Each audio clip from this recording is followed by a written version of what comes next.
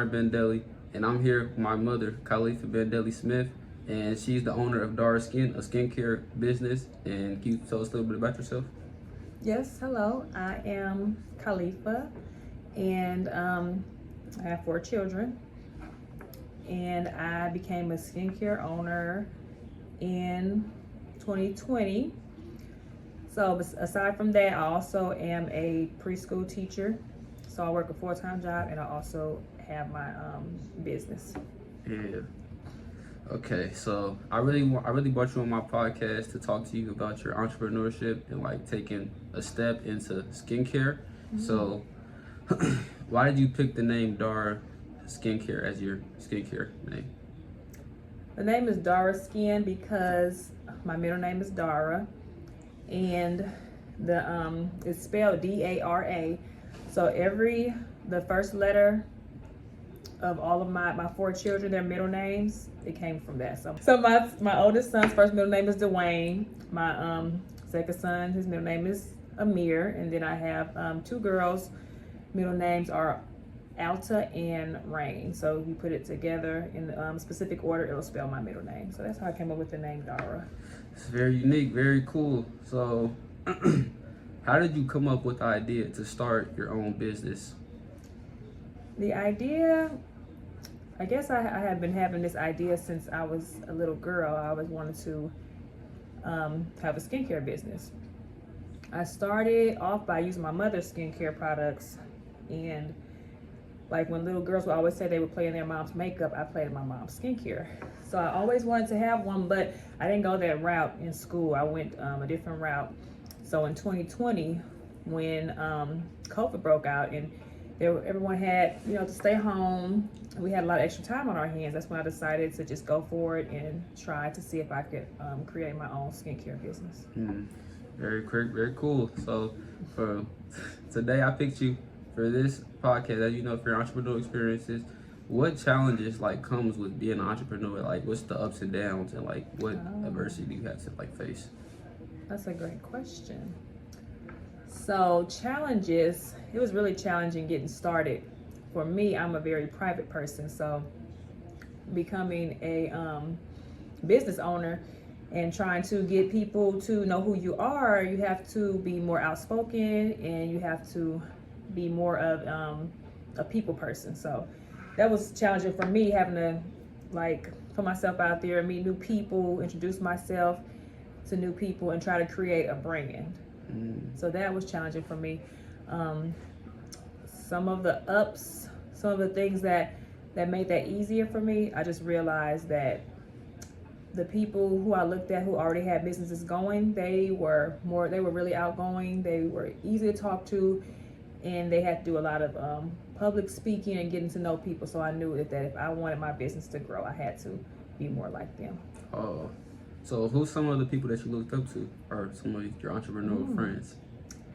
There is a lady that I met who has her own lip care business in Tulsa. It's called Queen Kisses, and she has a lot of lip scrubs and chapsticks, and a lot of Tulsa stores carry her products. So she kind of mentored me about how to do advertisements, how to work Instagram, how to work Facebook and things like that, and how to do different vendor events. And then there is a lady who has a natural deodorant company. She's from Africa, but she's been living here in Tulsa for some years, and she creates her own deodorant. So not only do I use their products, I also use their advice, just starting off as a new entrepreneur when I did back in 2020. What type of vendor events can the people find you at? Previously I've done several events, some big, some small. I've done Juneteenth. That was a really large event. I did Juneteenth twice. So one year I did it outside in the heat, and one year I was inside. And that was the Black Business Expo when I did it inside. I've done some very small events, like I did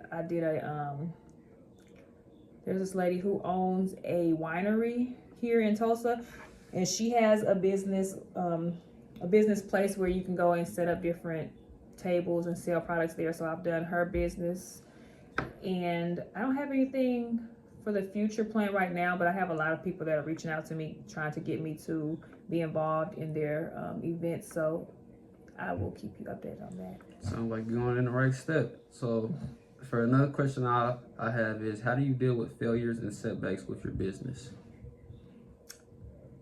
I have had several failures and setbacks being a new business owner. And the way that I deal with them is I make sure that I continue to grow.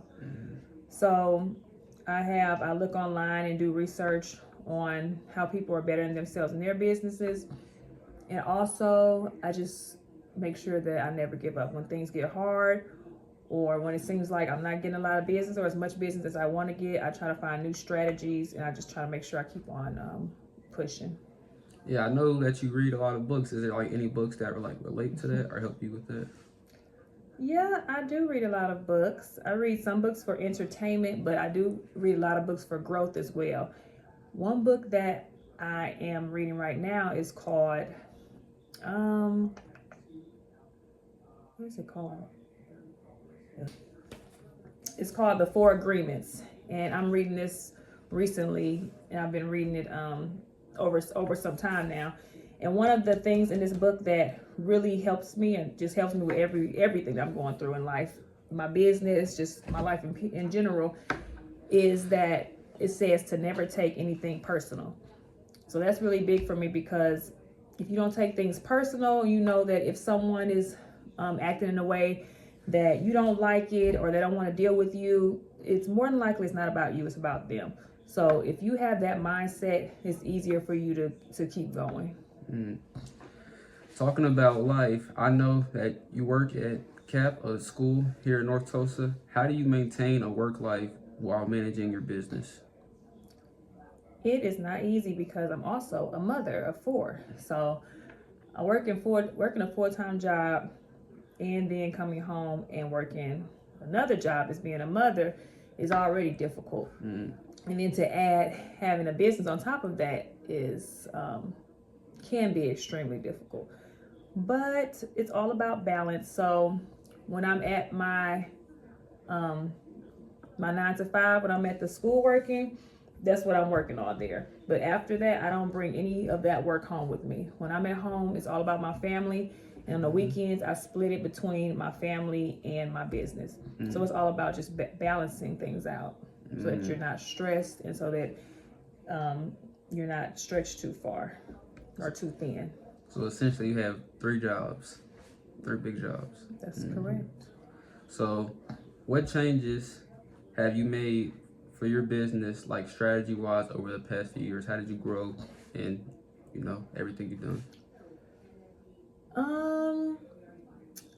Strategy-wise, well, I rebranded. I changed my name. I had a different name, but I wanted it to be more personal, so I did change my name. And also, I changed a lot of products.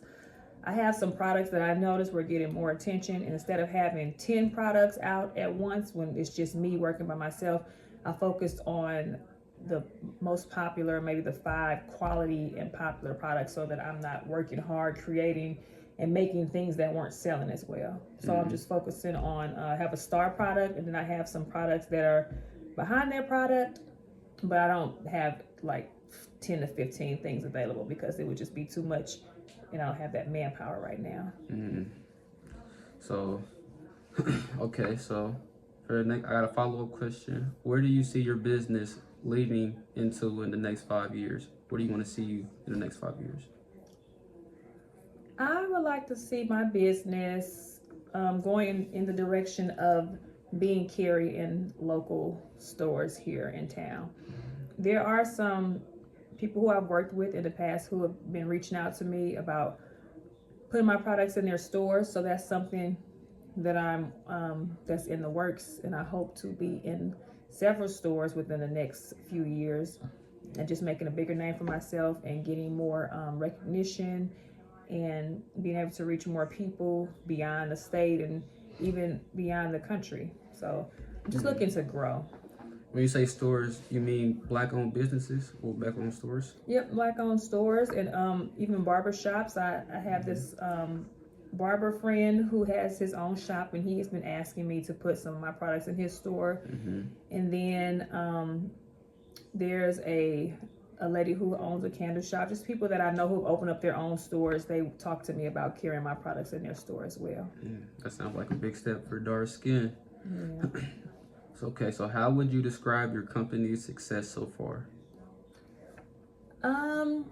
I would say that when I first started and I got my name out there, it was going really, really well.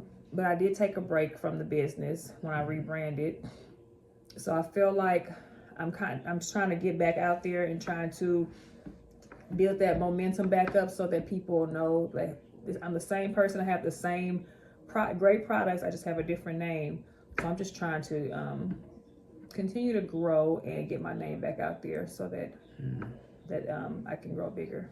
Okay, I know you went through a lot of perseverance, and speaking of perseverance, like times like COVID, did that help you grow or did that set you back in time? That's actually when the business started. So I would say that was a very that was a growing year for me. We grew a lot, the business. That I used to have my sister help me, but it's just mainly me now. But there was a lot of growth because people were doing a lot of online shopping. So putting my business online and reaching out to people that way, that really helped the business grow. You said that you wanted to be an entrepreneur since you were a little kid, but now you started when you're much wiser, much older. So what message would you have for young kids in the world who wants to, take a step in entrepreneurship? Well, I would say to find something that you are passionate about, because when you're trying to push your products or your business on someone or trying to let them know about it, they want to talk with someone who really has a passion for what they're doing.